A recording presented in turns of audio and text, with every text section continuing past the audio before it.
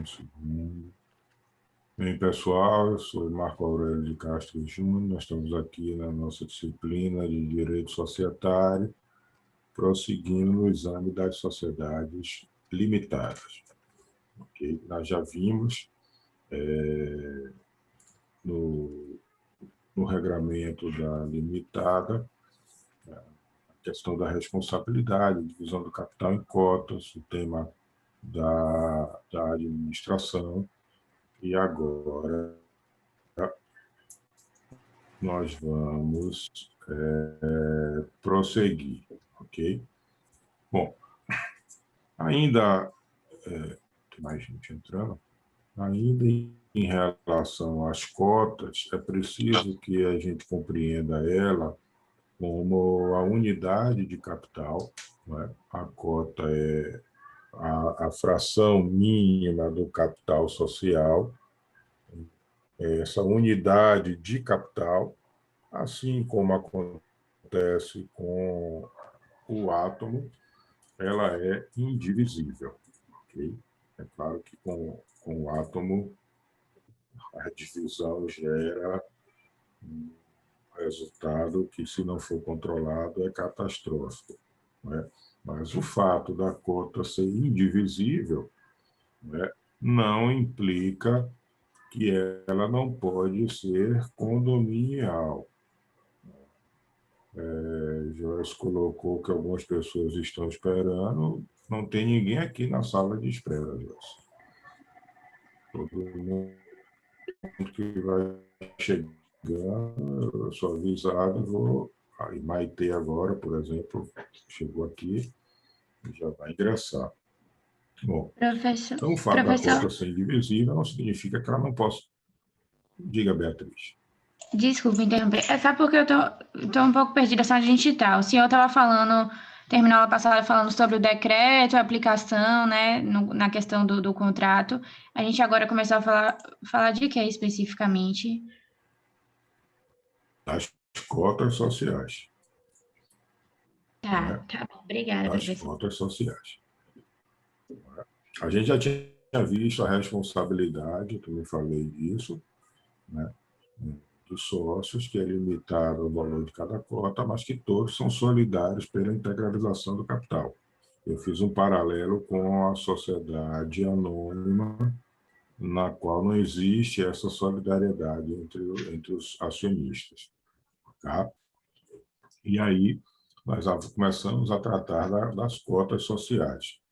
As cotas, como eu estava dizendo, elas representam a unidade de capital, assim como o átomo é essa unidade da matéria, e, portanto, elas são indivisíveis, juridicamente indivisíveis. O fato de ser indivisível não significa que ela não possa ser condominial. Pode haver mais de um titular daquela cota. Se isso ocorrer, esses condôminos precisam a cota, né? Qual terá a representação nas deliberações sociais. Há uma peculiaridade aqui na sociedade limitada no que toca à forma de contribuição, né, para a formação do capital. Se nas outras não havia vedação de contribuição com serviços, aqui está dando informação de que a conexão está instável. Eu não sei o que eu faço, porque já depois da semana passada já aumentei aqui minha conexão para o máximo que ele parecendo. Está realmente muito lenta desde de manhã cedo. Então, ao contrário, retomando, ao contrário do que acontece nas outras espécies de sociedade, aqui, expressamente, existe a vedação de constituição do capital com serviços. Na limitada, não se pode avaliar um serviço e capitalizá-lo em troca de uma cota. Então, isso tem uma vedação expressa, né, no parágrafo 2º do artigo 1055 do Código Civil. Tá? Mas qualquer outro bem pode ser utilizado para a constituição do capital social. A exceção é o serviço. Ok? Via de regra, essas cotas são livremente alienáveis. Lembre-se, o sócio tem um capital, né, ou tem um bem, pode ser dinheiro ou qualquer espécie de bem, né, créditos, por exemplo, né, e ele pega esse bem e entrega à sociedade e recebe em troca uma cota, 2 cotas, quantas cotas sejam correspondentes ao valor daquele bem. Bom, o sócio é um investidor no negócio. Né? Ele pegou o patrimônio seu e trocou o tipo de patrimônio, a espécie, os itens que compõem o seu patrimônio, pode ser dinheiro ou qualquer bem, por um outro bem, que é a cota social, que é um bem intangível. Ok? Então, essas cotas podem, a menos que haja restrição no contrato, não é? Elas podem ser negociadas entre os sócios. Ok? Então, entre os sócios, desde que, como eu disse, não haja uma cláusula do contrato impedindo, o sócio A pode alienar no todo ou em parte a sua cota, não é? E ao sócio B, por exemplo. Mas para terceiros, é preciso que haja que não haja oposição, não é, de mais de 1/4 do capital social. Então, se mais de 1/4 do capital social se opuser, essas cotas não podem ser alienadas a terceiros. Como eu disse a vocês na outra aula, a caracterização da limitada como preponderantemente sociedade de pessoas ou preponderantemente de sociedade de capital vai depender da análise daquele contrato social específico. Então, se você tem lá uma cláusula, por exemplo, que vede a alienação das cotas a terceiros, de logo você tem aí, né, a configuração de de uma sociedade com uma conformação mais próxima de uma sociedade de pessoas, onde o affectio societatis é importante. A pessoa daquele sócio, né, as figuras daqueles sócios são fundamentais para que se formasse a sociedade. Se, por outro lado, não há esta restrição, não é? Ela se aproxima mais das sociedades anônimas. Tá? Bom, claro que a alienação de uma cota ou de mais cotas precisa ser refletida em uma alteração do contrato social, de modo que somente depois do registro na junta comercial é que você terá esta mudança de titularidade das cotas oponível erga omnes. Antes disso, em relação à própria sociedade, em relação a terceiros, não é? Esse negócio jurídico entre o alienante de sua cota e o adquirente da cota produzirá efeitos apenas entre interpartes. Ok? Bom, existe o que se costuma chamar de o sócio remisso, né? Que é aquele que não cumpriu a principal obrigação do sócio, que é de integralizar o capital social. Se o sócio não integraliza o capital social, os demais sócios, né, podem, claro que ele precisa ser notificado, tem um procedimento que qualquer ato tendente a mudar o status jurídico de uma pessoa tem que ser processualizado e atender às exigências constitucionais, às garantias constitucionais. Você não pode simplesmente tomar conta do sujeito sem lhe oportunizar o direito de se manifestar e apresentar as suas razões. Então, convoca-se uma reunião, uma assembleia, e cuja pauta será esta de caracterizar o sócio como remisso, okay? E, em face disso, se decidir deliberar o que vai fazer com suas cotas. O que a lei diz é que os sócios podem tomá-la para si ou então transferir a terceiros. Se fizerem isso em relação a todas as cotas, aquele sócio remisso não será mais sócio, porque não tem mais cotas. Okay? E o sujeito não é expulso da sociedade a troco de nada. Não. Se ele pagou e quanto ele pagou, deve ser devolvido com a correção monetária. Ok? Agora, como ele é remisso, como ele é inadimplente, ele está em mora.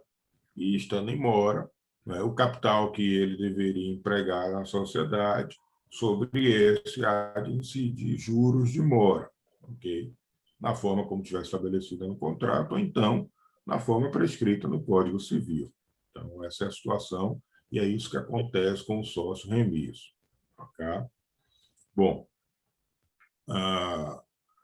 alguma dúvida até aqui, gente? Não? Professor, só porque Oi. eu tive um corte aqui. Nessa parte, o senhor falou que era para convocar uma assembleia, e a partir daí, como é que funciona esses requisitos de votação, e quais seriam, na verdade, haveria outra opção do que fazer com esse sócio remisso?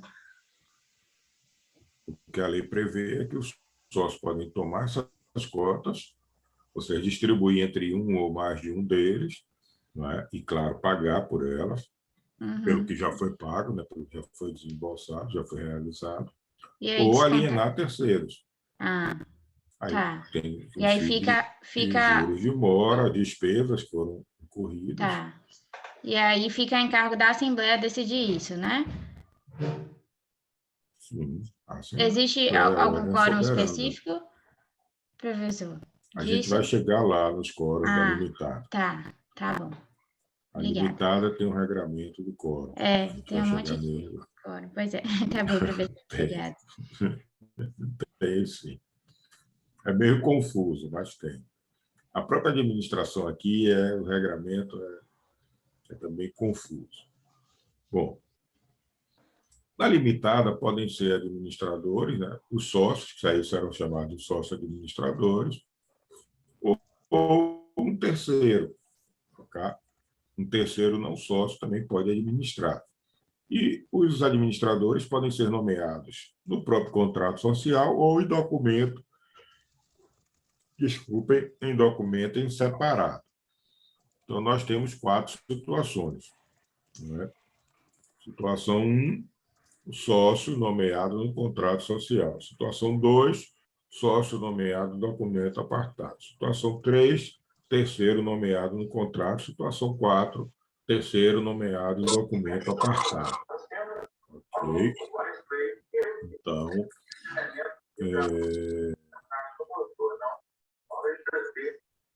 igual mudo aqui para Amanda. Professor, bom dia. Oi.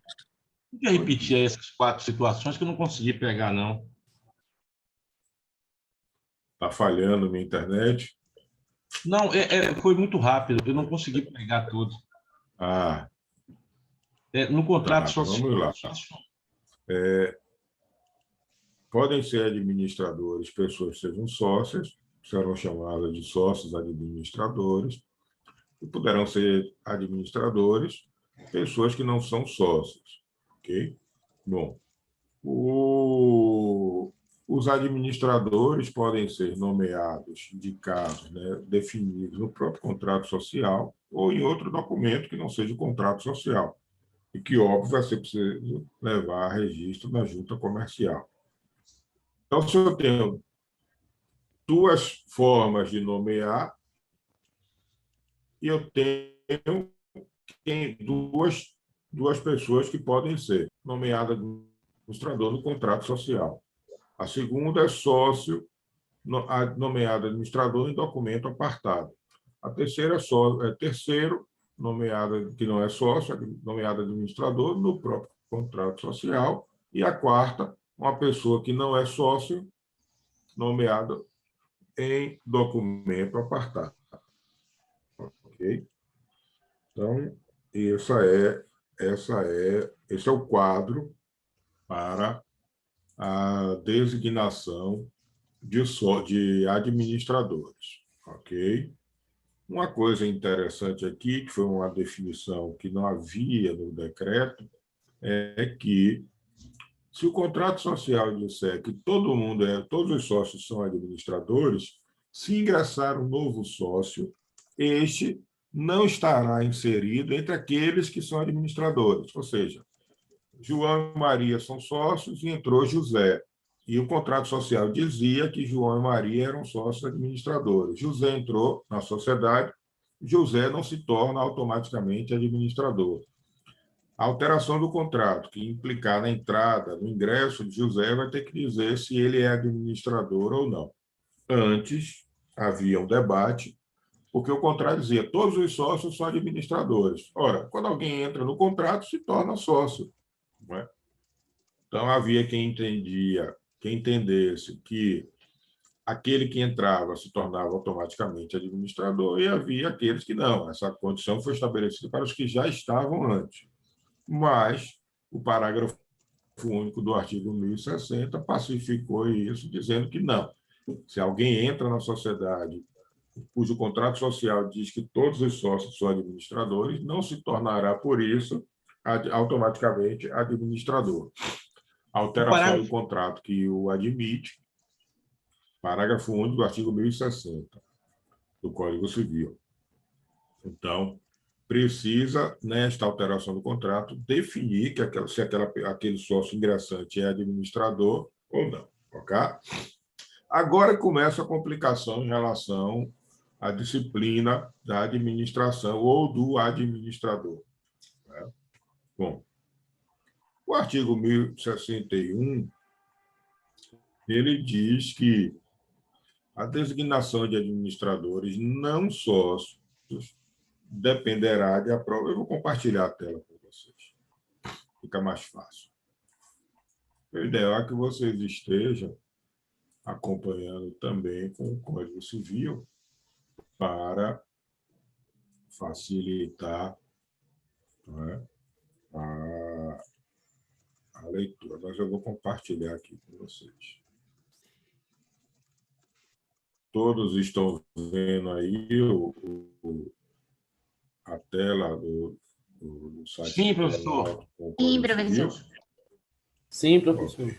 Então, vamos lá. Então, veja. A designação de administrador não sócio, ok? Aí eu preciso fazer uma mexida aqui no meu microfone. Não é? Depende de aprovação da unanimidade dos sócios, ok? Enquanto o capital social não estiver integralizado. E de 2/3, no mínimo, o contrato pode ampliar, o contrato social pode dizer que o quórum é maior, após a integralização.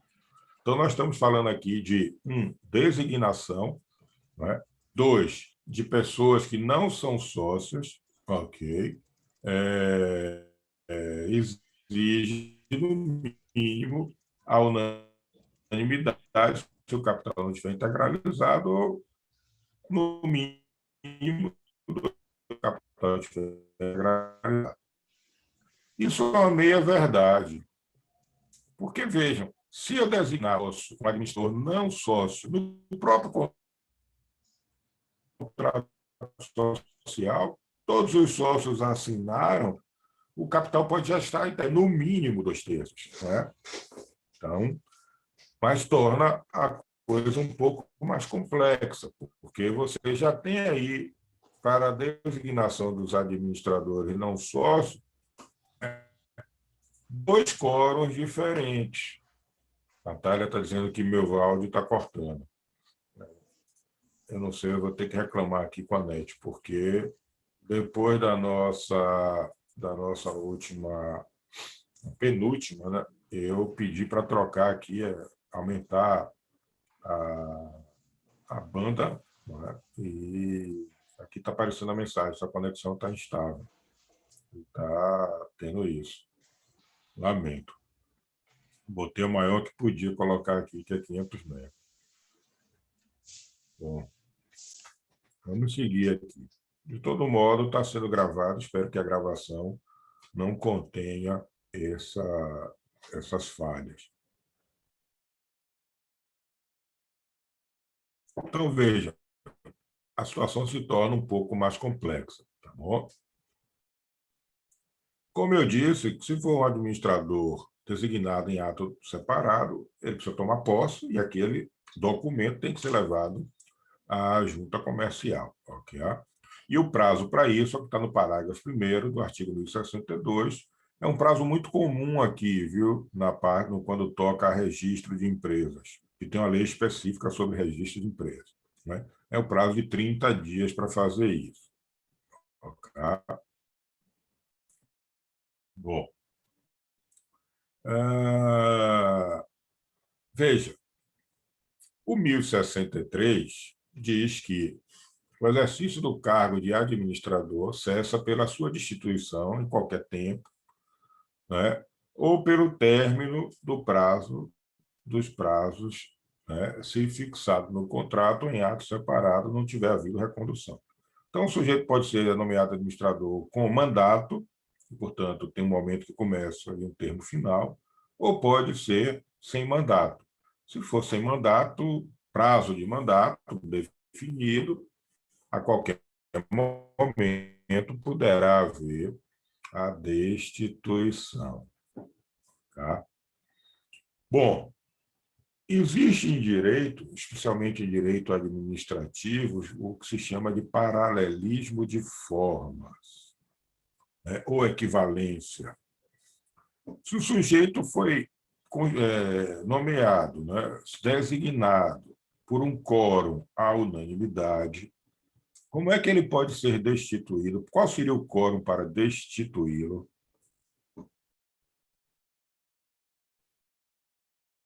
A lei não diz.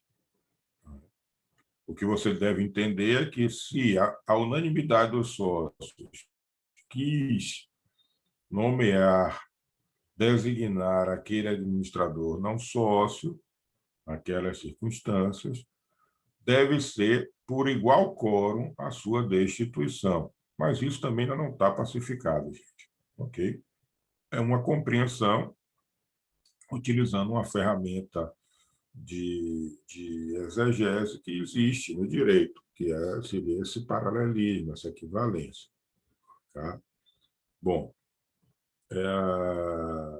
agora, veja, se é o que diz o parágrafo 1º do 1063, se for um sócio nomeado administrador no contrato, uma daquelas 4 hipóteses, é sócio e é nomeado no contrato, sua destituição se opera pela aprovação de titulares que correspondam a mais da metade do capital social, a menos que haja disposição contratual diversa.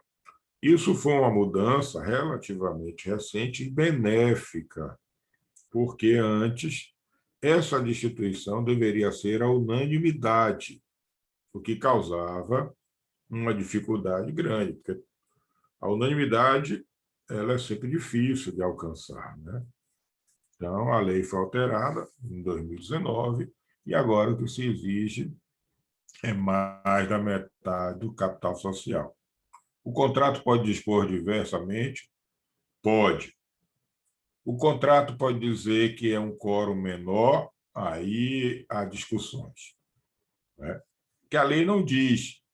A lei que se pode ou se não pode. A lei fala, salvo, é a parte final, né, do parágrafo 1º do 1063, salvo disposição contratual diversa. A lei não diz, salvo se o contrato fixar o quórum maior.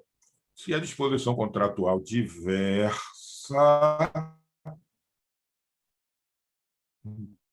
entendo eu que diverso, já que a lei permite, a lei diz, olha, diferente. No meu entendimento, portanto, pode ser um quórum maior ou um quórum menor. Mas isso não é unânime na doutrina. Ok?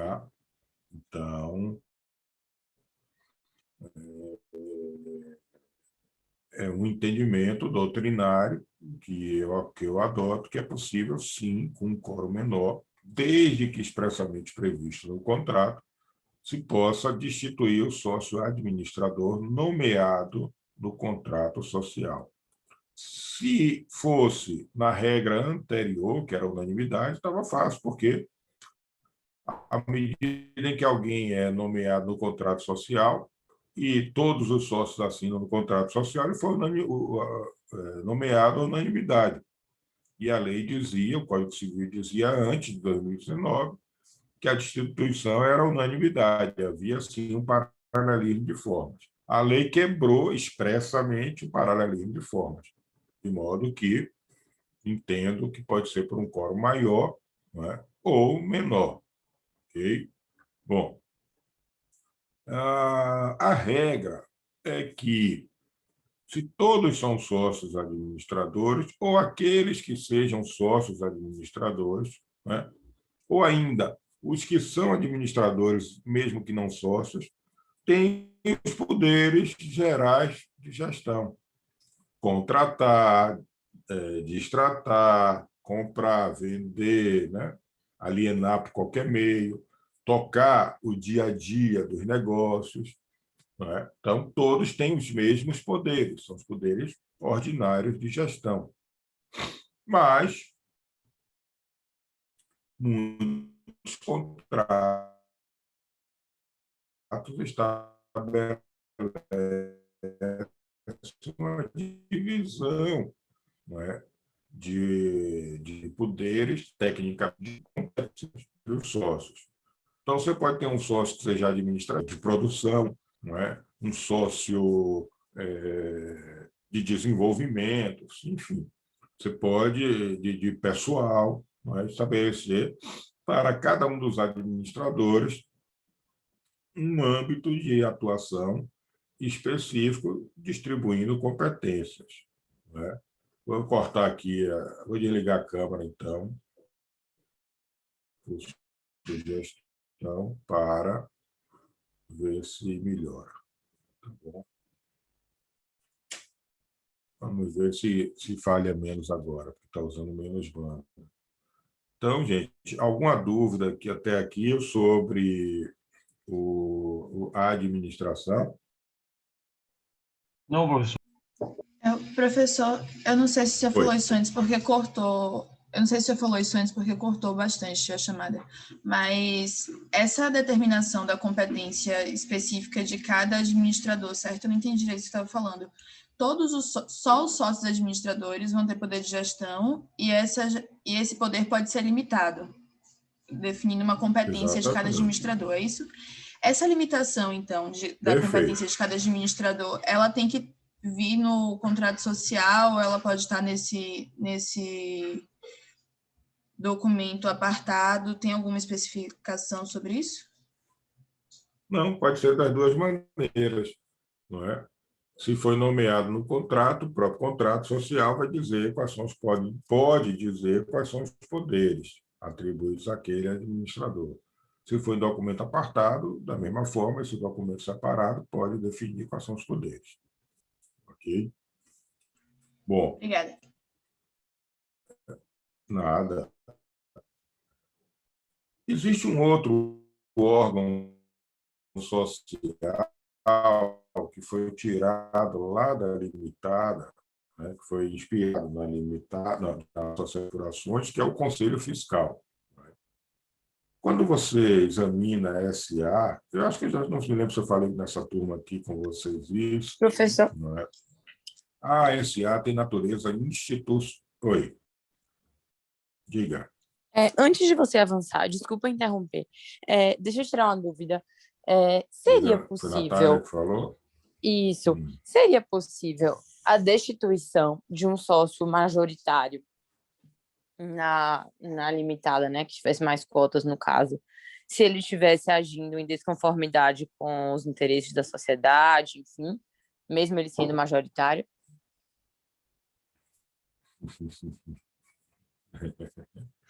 Boa pergunta. A lei estabelece um quórum. Certo.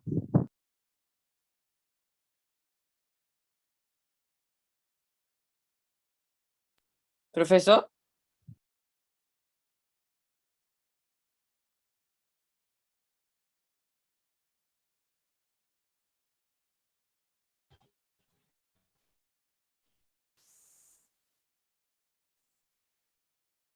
Oi, pessoal, estou de volta aqui.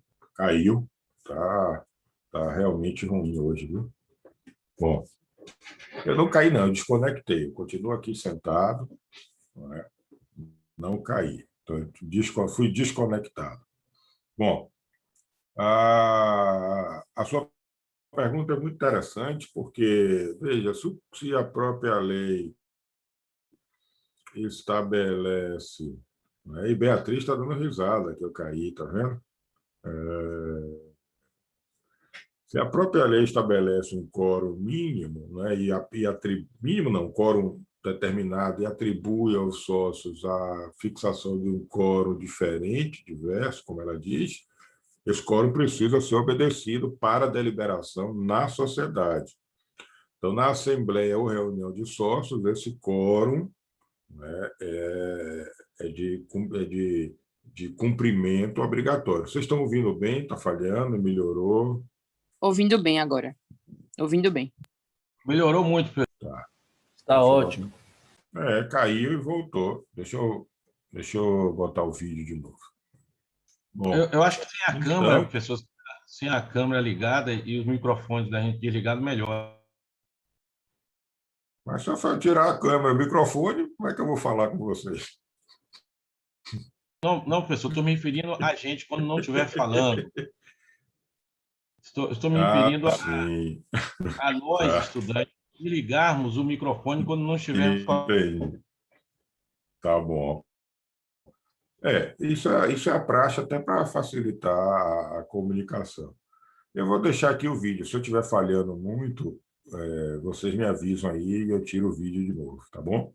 Pode ser que agora eles estivessem fazendo algum reparo, alguma coisa, e agora esteja regular a conexão. Bom, então, veja, existindo um quórum determinado, aquele quórum vai ter que ser obedecido na Assembleia ou reunião de sócios. Mas a sua pergunta é: tem jeito de tirar o sócio majoritário? Tem, mas aí vai ter que ir ou a juízo, ou se o contrato prevê, né, prevê uma cláusula arbitral. Se não, no âmbito da própria sociedade, não vai ser possível, né? Ok? Entendi. Agora, também tem uma discussão grande aí, que se permite ou não o direito de voto àquele sócio que está sendo que está em vias de ser destituído. Então, a tela parou de compartilhar, não foi? Claro, se eu cair, vou compartilhar. Aliás, não vou compartilhar a tela não, que vai ser vão ser mais dados usando. Então, vejam, vocês podem acompanhar aí com o próprio Código Civil.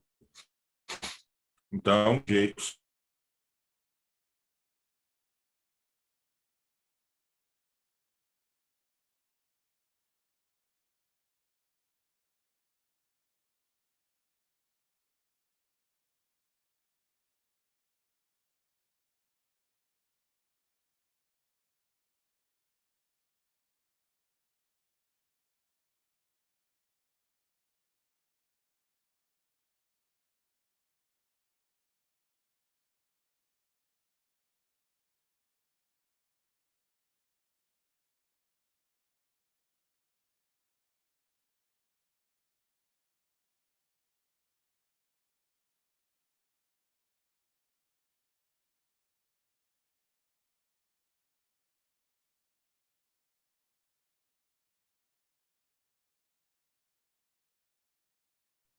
Pessoal, o professor caiu, não foi?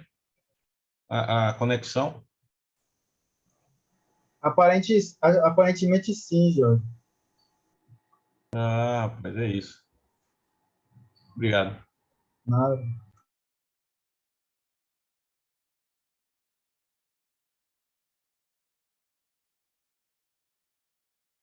Oi, pessoal, tá difícil hoje aqui, viu?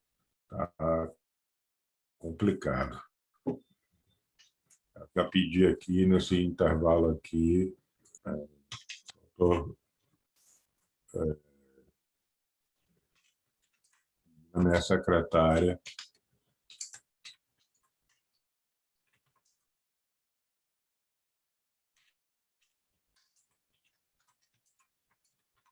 para ver junto com a NET o que está acontecendo. Ok.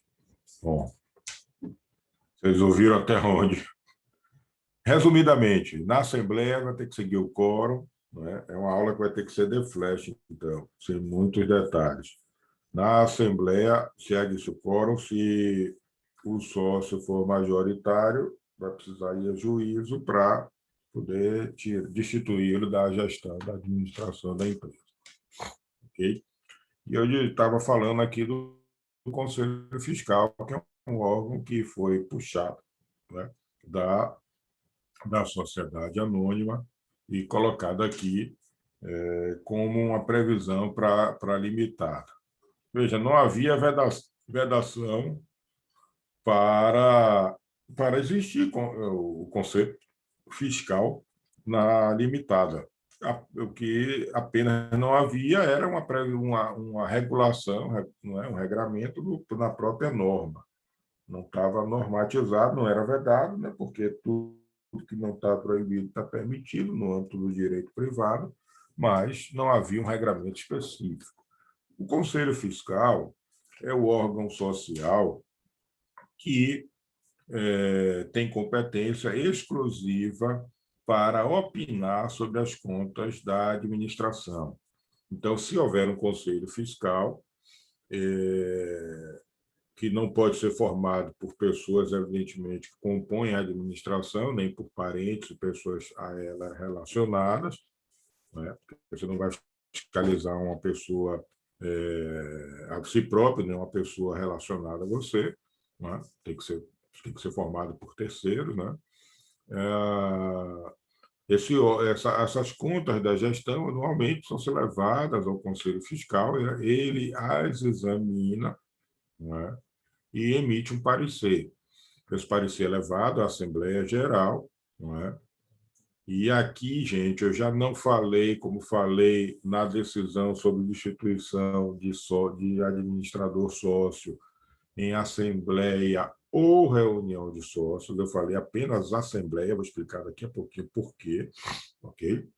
Então, o parecer do Conselho Fiscal é levado à Assembleia, que é o órgão soberano, a Assembleia, então, vai examinando o parecer, aprovar as contas da gestão, reprovar as contas da gestão ou aprovar com ressalvas. Ok? A última palavra é sempre da Assembleia Geral, que é o órgão soberano. Diga. Essas regras, essa determinação que impede a parentes dos membros do Conselho de Administração fazerem parte do Conselho Fiscal, eles têm alguma analogia com as regras do serviço público, assim, porque estabelece limites no grau de parentesco. Isso é uma primeira questão. A segunda é quem compõe a Assembleia. São duas questões. Tá. Sim, tem toda a razão. Isso vem lá do âmbito do direito público, não é? Como eu disse a vocês, a SA tem natureza institucional, ela é composta, conformada, né, constituída como se fosse um mini-estado, no que toca à atribuição de poderes, né, equivalentes. A gente vai ver isso adiante. Há um poder executivo, um legislativo e um judiciário. Claro que no que toca especialmente ao judiciário, é preciso ter um grão de sal aí para interpretar assim. É apenas para efeito didático essa comparação, não é? e, portanto, se apropria, sim, desses princípios de direito público, da administração pública. E quem compõe a Assembleia? Todos os sócios. Okay? Todos os sócios é que compõem a Assembleia, por isso que é o órgão soberano. Tá? Obrigado. Todos os sócios estão representados na Assembleia. Bom, então, veja,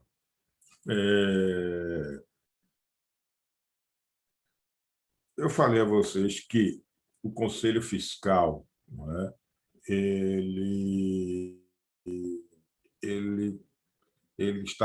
apresenta o parecer numa assembleia e não de sócios, e não numa reunião de sócios. Novamente, mensagem que a conexão está ruim.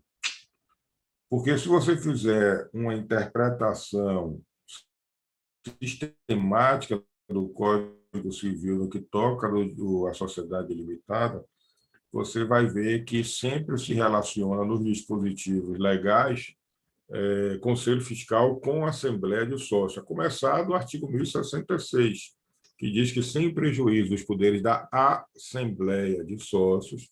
Por quê? Porque o próprio Código Civil diz que os sócios podem se reunir em reunião de sócios, ok? Ou em assembleia de sócios. Nas sociedades com grande número de sócios, a assembleia é obrigatória. Nas pequenas, pode-se optar por assembleia ou reunião de sócios. Mas toda vez que há referência ao Conselho Fiscal, você vai ver relacionado a isso a referência à assembleia de sócios. Então, nas sociedades compostas por muitos sócios, a gente vai ver isso aí adiante, será obrigatória a assembleia. Ok? Na sociedade que tiver conselho fiscal, ainda que tenham 2 sócios só, tende a ter assembleia. Ok? Então, sem prejuízo dos poderes da assembleia de sócios, pode o contrato instituir conselho fiscal. Isso que eu estou falando a vocês da assembleia e das reuniões de sócios não é unanimidade. Aliás, parte da doutrina nem se ocupa desse tema. Ok? Mas eu tenho essa compreensão em relação ao Conselho Fiscal e à Assembleia. Ok? O Conselho Fiscal, então, será composto de 3 ou mais membros. Né? A lei não diz se tem número ímpar ou número par, mas o normal é que seja em número ímpar, né? Porque senão você pode correr o risco de ter um empate, né? Ok? E os conselheiros podem ser sócios ou não, ok? Mas a lei exige que residam no país, algo que já não existe na SA, mas foi puxado da SA, eu disse a vocês no começo, que a limitada virou a mini SA, eles trouxeram isso quando atualizou a lei da SA, não se atualizou aqui o Código Civil, ok? E eles são eleitos junto com os administradores na Assembleia Geral Ordinária, que acontece uma vez a cada ano. Okay?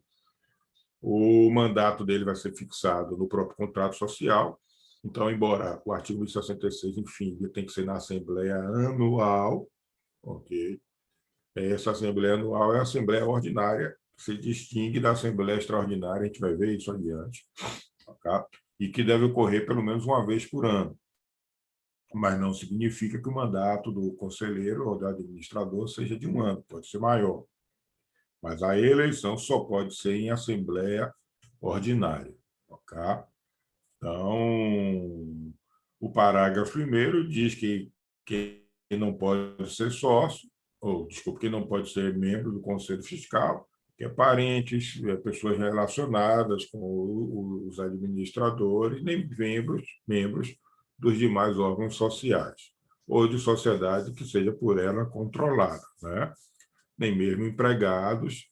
Não é? E por quê? Porque é um critério de isenção. Okay? Já se antevê que essas pessoas não teriam, não é? Ou poderiam ser influenciadas por esse relacionamento que existe. Imagine um empregado fiscalizando as contas do patrão. Não é? poderia não ter a isenção necessária por um temor, né, de qualquer ordem. Então, ou o marido examinando as contas da mulher, ou um filho, ou o pai examinando as contas do filho. Parece óbvio essa regra, né? Bom, ora, já estamos chegando no fim, né? Vou falar só desse dispositivo aqui. Em direito societário prevalece, né, o critério da maioria. As decisões são tomadas por maioria, pois são maioria simples ou maioria qualificada. E é o princípio democrático, a maioria decide. Mas o princípio democrático de que a decisão da maioria prevalece não pode implicar no aniquilamento das minorias. Só existe democracia com minoria, não é? Só existe maioria se tiver minoria, senão unanimidade, não é? Então, a maioria não pode agir de tal modo que oprima, que aniquile a vontade das minorias. As minorias precisam ter representatividade no direito societário, como acontece na vida social também, né? Acho que o mundo até acordou tarde demais para a necessidade de reconhecimento da importância, né, das minorias. Minha conexão está instável de novo. Então, os sócios minoritários, é o que está no parágrafo 2º, né, têm assegurado, né, a representação de pelo menos que representa, né, pelo menos 1/5 do capital social, né, 20%, o direito de eleger separadamente um dos membros do Conselho Fiscal e seu suplente. Ok? Então, se tem lá 3 membros do Conselho Fiscal, né, provavelmente eles vão ser eleitos pela maioria, mas vai precisar ter mais um, pelo menos, não é, eleito pela minoria, que é para poder para que ela tenha representação neste órgão que fiscaliza o que a maioria faz. Porque, lembre-se, os administradores são escolhidos ou à unanimidade ou por maioria. Então, é preciso ter essa representação. Ok, gente? A gente vai ter que parar aqui, né? Por causa do horário. E houve muitas interrupções por causa do problema de conexão. Espero que na gravação isso não tenha causado um efeito ruim, mas, de todo modo, vai ficar gravado, tá bom? A gente avança a partir da próxima aula, ok? Quem quiser adiantar, nós estamos estudando Sociedade Limitada. Espero que mais 2 aulas, 3 aulas no máximo, a gente consiga concluir as limitadas, ok? Obrigado, então, para vocês. Até a próxima quarta. Estou no WhatsApp, viu? E até mais. Ok, professor. Obrigado. Tchau, tchau. Professor, posso tirar só uma dúvida com o senhor? Que cortou, teve uma hora que cortou. O senhor falou também, os conselheiros, eles também vai ter que ter essa alteração no contrato social para constar quem são os conselheiros? Também tem essa modificação como tem com os administradores? Não. Não precisa. Não, os conselheiros não vão no contrato social, não. Tá. É a ata de Assembleia Geral Ordinária, que Tá. vai ser levada a registro, a averbação na Junta Comercial. Pronto. Porque vai Tá bom, todo ano, a cada 2 anos, a cada 3 anos mudar, ok? Tá. Tá bom? Tá bom, professor. Obrigada. Tchau. Tchau. Vou encerrar aqui. Tchau.